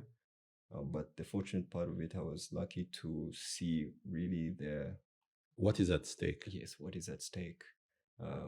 How actually are we securing our critical infrastructure? You were asking about Africa, right? How do we ensure that these critical infrastructure systems that we rely on, power, I remember we had an incident. I was even fortunate to be in the team that was responding to it. It was one of our water plant in Ukraine. Yes, in Ukraine, that was hit, and it was releasing toxics in the in the pipes of the water that was being supplied to the masses. because what was meant to regulate it, which was automated, and which was can I say digitized, was compromised. So that is going to kill masses, so that is it scares you, because then you look back to our dear nations, and you see that we have a lot to do. Are we prepared? We know at a certain level now we have come, of course, with also the new era of information. You read, you see what is happening, it's an eye opener, but you are not ready until you face these kind of things, can I say? Because Ukraine is ready, or Ukraine is resilient because of it's a routine, it's a routine of incidents. But you can say hardened soldier is a soldier who has faced the battle. It sounds, because one of the I'm now thinking, with Rwanda being at, we're at a state of war. With our good brothers and sisters of the Democratic Republic of Congo, even though we've signed a peace deal in Washington, hopefully it will stick. And when we think about war, and this is something that you're talking about, is that we're thinking it's about soldiers, going at it. But you've now said, you've added something that, this is who can kill the most. Yeah, that's super scary. And maybe one of the things that can maybe help Africans is the fact that we are not so technologically advanced. Maybe some of our systems are not linked to, they're very analog still. But what's unfortunate? Rwanda is not part of those lists. Yeah, we are extremely technologically advanced, getting there. And then, of course, because now we have Irembo, which now we are able to, it's a perfect tool, because it's able to, with money and services and government services, and with one Irembo account, you're able to do X, Y, and Z. But then, while it's good for us as citizens in terms of allowing us to do what we need to do, on the other side, it makes us also super vulnerable. I was. That's a good point you're making right there. And I was looking at the dark web sometime recently, and I was watching one of the restaurants. Yes. I mean, you see how basic, how unpredictable it can be, because you're already looking at Irembo. Irembo is, if one compromises Irembo, then we are on our knees, right? But even as basic as restaurants processing highly confidential personal information, right, of you, because you are ordering food, right? This food is shipped at your home. Okay. Now imagine if I am sitting there and I can see that Sunny ordered a burger. Sunny is requesting to be shipped at KG 426 room this. Do you think I could kill you if I wanted to? 100%. 100%. And how complex do you think it's going to be to uncover this crime and pin it that Sunny was actually got by a hacker? It's because the plausible deniability is very high. I can just sit there and maybe look that information, call a moto, come or meet him on the road, package it, give it to him. He doesn't need to know me. I just tell him, reach to this door, call this number, ship him this food. You're going to serve it with your dear family. Weeks later, maybe depending on how I have customized to end your life, weeks later, and I'm not a criminal, but I'm giving you what, because you have to think like these people if you want to stand a chance, right? Weeks later, you passed away. They're going to take you to autopsy. Your family are going to, Sunny has to go through autopsy because he was healthy. We knew he was healthy. They'll see he was poisoned, but when? Who? How? And you literally saw that restaurant had its data was out there. We see this because, again, I told you, the moment you are connected on the internet, better have some measures in place. And we are talking about restaurants, but these, again, threat groups who are going for bigger prizes. If a country is at war, like we are, right, you have to understand your threat actor is thinking of all possible means To hurt you. And having, advanced in this era in Rwanda, in the digital sphere, right, it opens the doors for also these kind of crimes, right, these kind of threats, right, and it makes it so easy because the logistics of it is is very easy. If you are on the battlefield, if your enemy is massing troops on your border, you're expecting something. But the complexity surrounding our threats, you wake up one day and then People are dead. The people are dead. Or a NICU, children in a NICU are finished. Or the misinformation now you start. That's also another area, psyops, psychological operations, how you influence people to end up acting in a different way due to the information and propaganda you're pushing to them. That is the wars that are being fought today. And that's the war of the future, and it's scary. Let's talk politics. Right now, earlier this year, so we're now in February. In January, there were elections in Uganda, presidential elections. In 2027, next year, there'll be presidential elections in Kenya. Now, as Africans, when we think about elections, we're thinking about, rallies and ballots and whatnot.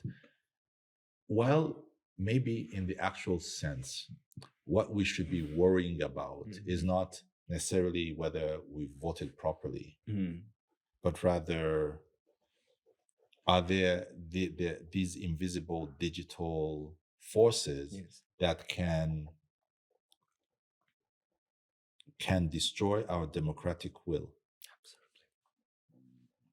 Because when you think about it, we're now, everything is, like you said, digitized, right?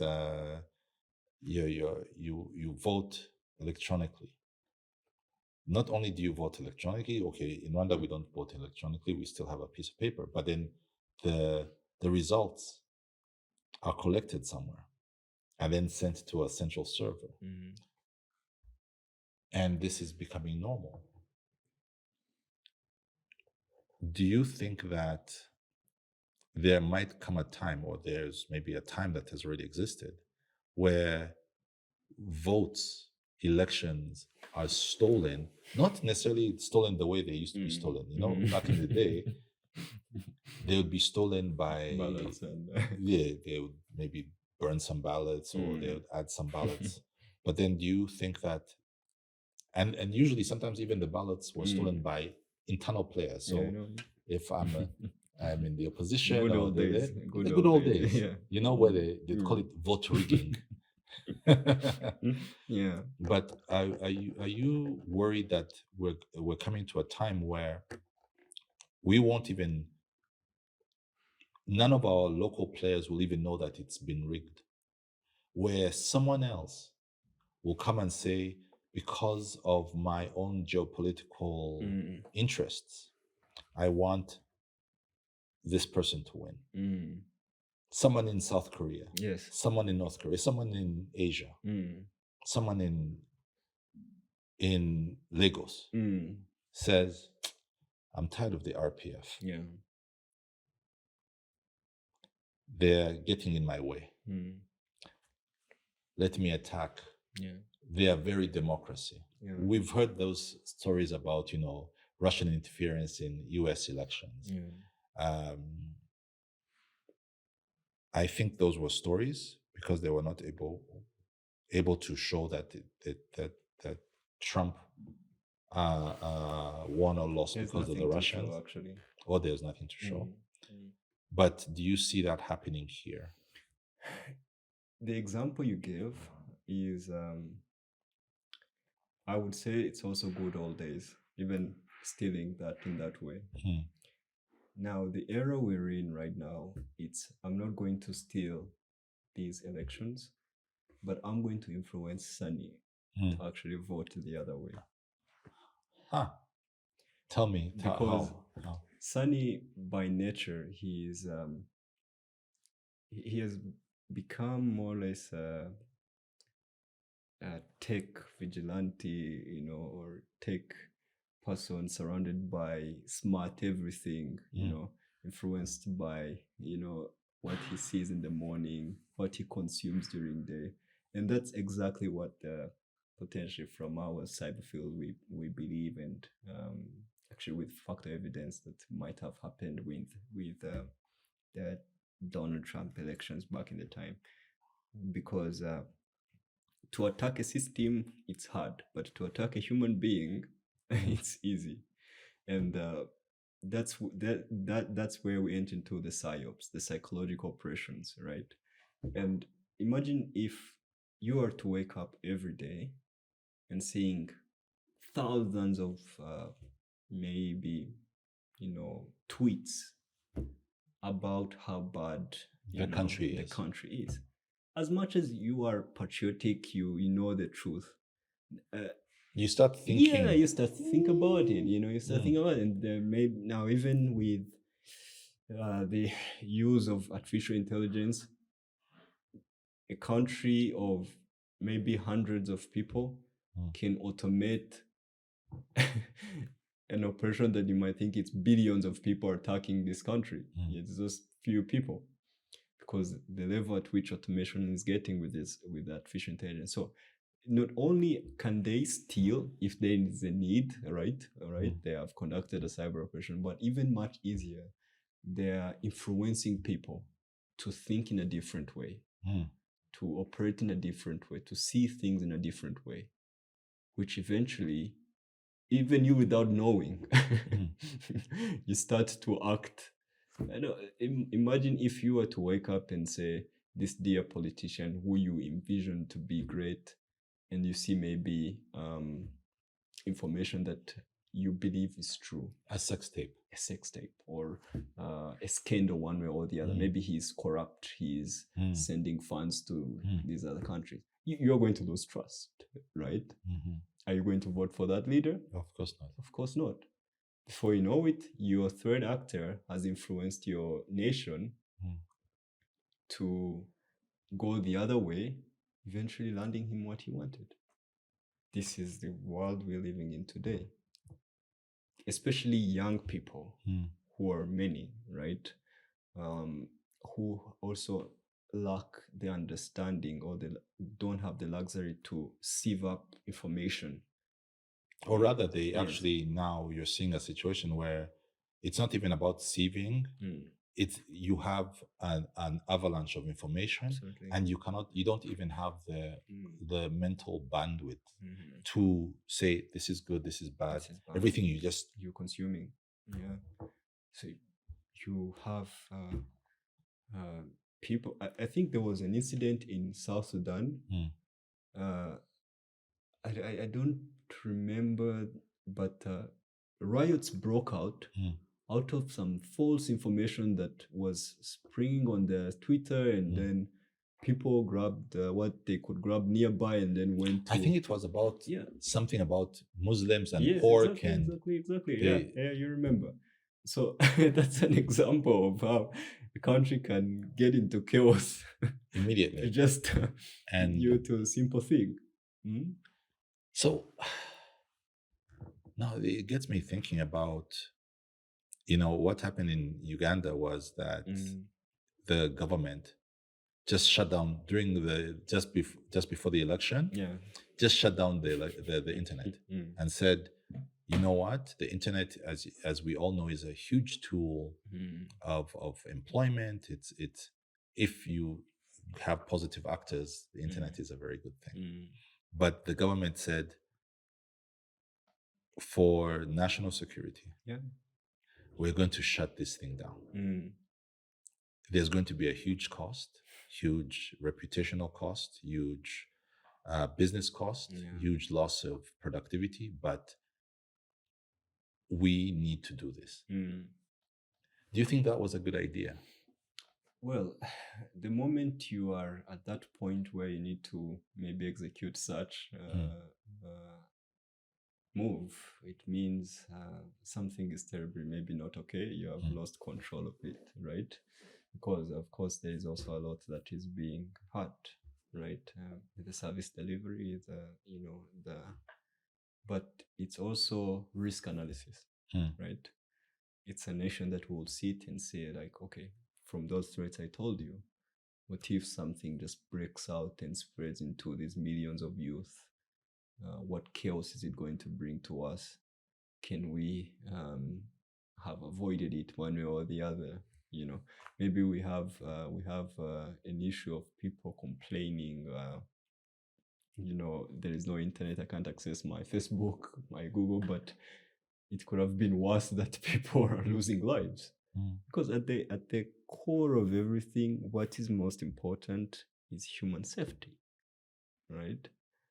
And we want to protect people. And when they do the analysis and see that this could be an entry point through those all threats I told you, the psyops, the sabotage of voting systems, etc., which at the core of it might undermine the whole even democracy at any level the country has, right? Then they can choose to disable it. Is it a good move? Only time tells, Only No, time. it's I I've talked to people. I had a conversation with last year with Alan Kasuja, formerly of the BBC, and we're talking about media and how we get information. And one of the questions that I asked him, and one of the questions that I keep asking myself is, with AI, I cannot know what is reality. And when we even talk about cybersecurity and, psychological operations, and if I don't know the truth, then how do I navigate the world? And it seems to me as if as things become more and more complex, the human brain will not be able to understand what is happening around us.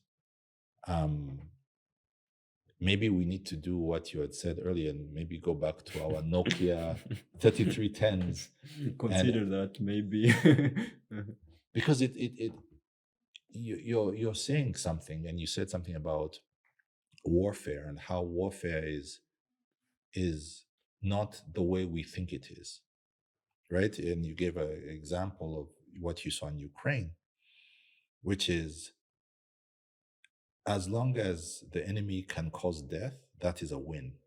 Whether it's children, whether it's through poisoning of water sources, whether it is getting people to be dissatisfied. What I'm now seeing when I look at, say, my own timeline on X is a lot of dissatisfaction. And these are not people that I follow. These are not people that I know, but it's very negative. It's just negativity. Now, with what you've told me, whereas I thought it was just the algorithm, it almost sounds like what we might be seeing is war by another means, 100%. Which is turning young people against their state. Do you think that's what's actually happening? 100%. And as the time goes by, it's even becoming very easy to execute and implement.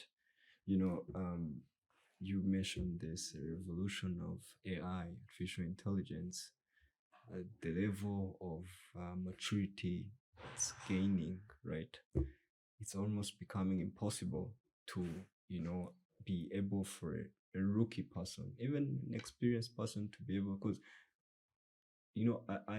I only check my socials for one simple thing. Have they been hacked? And I don't know. But I don't. I read what I read with a very grain of salt. I don't really. You don't trust I don't anything. trust anything because I know exactly it could be coming from all sort of sources, right? So the level at which this is going, it really scares me most, because we normally say defensive measures or defensive practitioners have one life, right? If you're guarding this complex here, you have one life. You screw up and it's down. But the one who's trying to put it down, he has unlimited time he can try, right? So He needs to just be successful once. yeah, he just needs to be successful once. And you need to be successful 100% of the time. Yes. He needs to be successful 1%. One time only. So these forces that are executing these threats on our socials, influencing us to behave in different ways, they're going to keep doing it. And we have to understand how this world is operating for you to even think about how you can protect yourself. Unless you say, me, Joel, I don't want to log off Twitter, log off Instagram, log off this and that. But also at the same time, you're going to miss important information. So understand that it's happening. Understand that companies, organizations spending billions on, this is war. We live at in a time of war. In the time of war. If you really are vigilant and you see what is happening, literally every country has a war on its border right now. So people are using all sorts of proxies through Battlefield, through digital, through psyops, through anything that can, give them an edge. So it's going to be very hard, very, very hard. Now, this is my last question. So everything that you've seen, whether it is through boardrooms or, with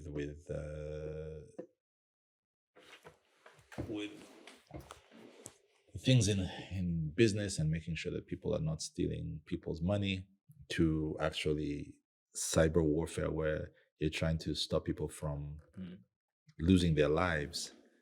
What worries you the most about Africa's digital future? And maybe to end on a more positive note, what gives you a little bit of hope that Africa will not be destroyed by our inability to protect ourselves? To start off on, of course, your first question, what worries me most is always the speed of adoption that we adopt, these technologies without having also a thought of, protecting them, right? Because again, when you are fortunate to have a beautiful country like we have here in Rwanda, where you have majority of the things operating on a very good level, then the question the citizens will have is, how can it be better, right? Now you want I don't want to book an appointment on any government service, right? I want to use Irembo, right? I don't want to be in a queue in a bank, right? I need an e-banking, right?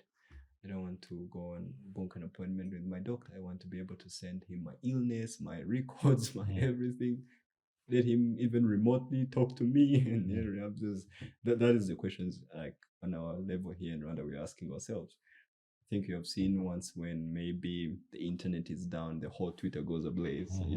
People are throwing stones at our ISPs, right? That is the level where we are. So we are demanding more, and we need more at a high speed, right? More seamlessness. Yes. And forgetting also what we are welcoming at the same time, and that is Rwanda. It's going to be Africa in general, because some maybe European or Asian or any vendor will come and they will say, okay, we need to digitize the whole African Union services and policies and everything, right? And immediately we buy into the idea, okay, because we want it, because the way the bureaucracy has been delaying us to implement certain objectives, now we want to digitize it so that every president can have his say. You're going to buy into that as well.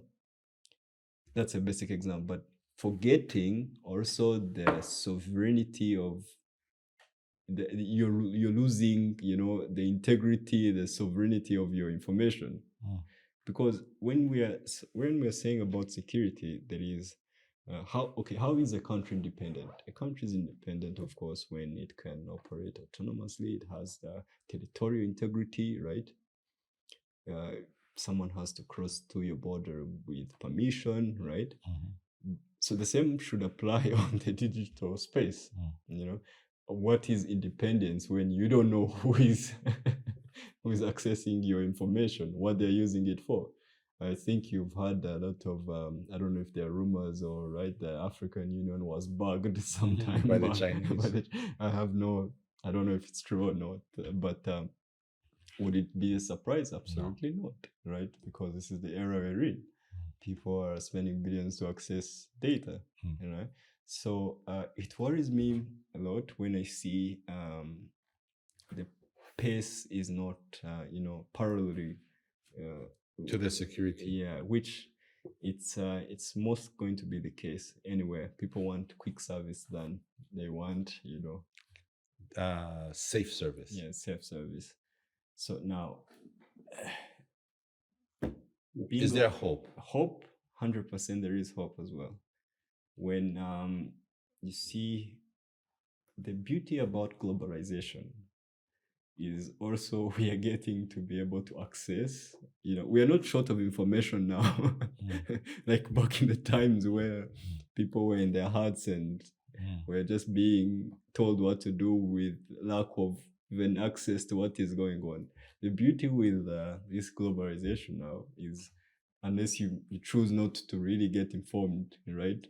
But you can go on your internet and type what's happening in Washington. You will see ABC, you will see what's happening in China.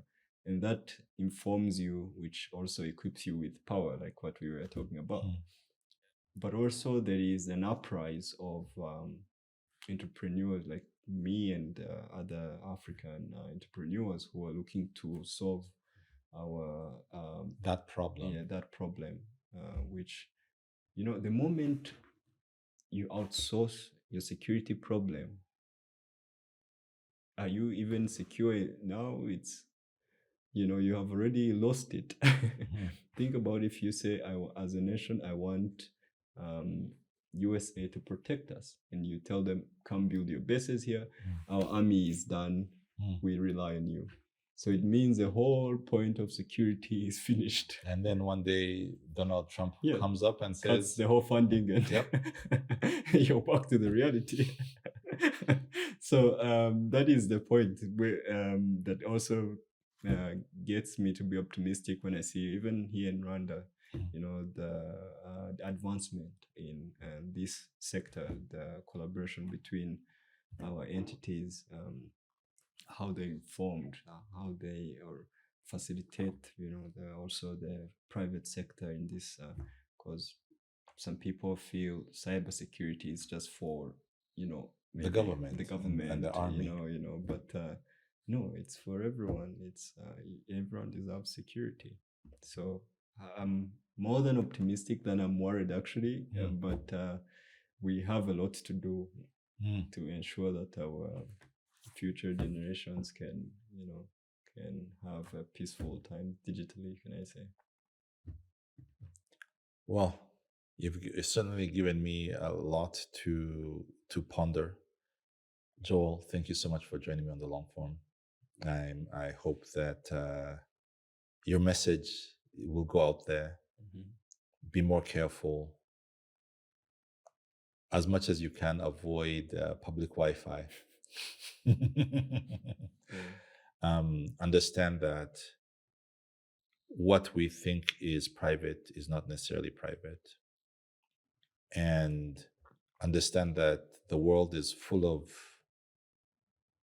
of bad actors. Do not be naive. And that's been my key takeaway. Hopefully other people will take away other things, but fundamentally I think that's my key takeaway. It's been an absolute honor. Thank you so much for joining me, and you've scared me quite a bit. It's the idea that someone can be sitting in Kinshasa and somehow connect to the ICU in Faisal and just shut down someone who's on life support system, or shut down the electricity in a operating theater. That's super scary. That's super scary, and I think it's good that we know, I think, as citizens, what the world really is like, rather than pretending that the world is full of rainbows and sunshine. We need to understand that, our enemies are not just Al-Shabaab or FDLR or Mai Mai or Wazalendo or ADF or Boko Haram. Those are enemies that we can see. We can shoot them and kill them. There are other enemies who are sitting in the background, telling us how to think, telling us how to vote, trying to find value from our children's pictures.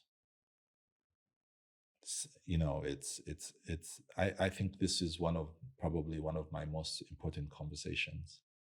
It might not be quite as as popular as some of the ones that I do with politicians, but I think this is a very, very important conversation. So thank you so much, Joel, for Thank you for the having time. me, Sunny. Thank you for having me. And what you just did, it's one of the most important, can I say, tool that we can use, and which is more or less free to use. Just raising awareness. Talking, educating people what is being what we are facing, that is more or less invisible to our communities.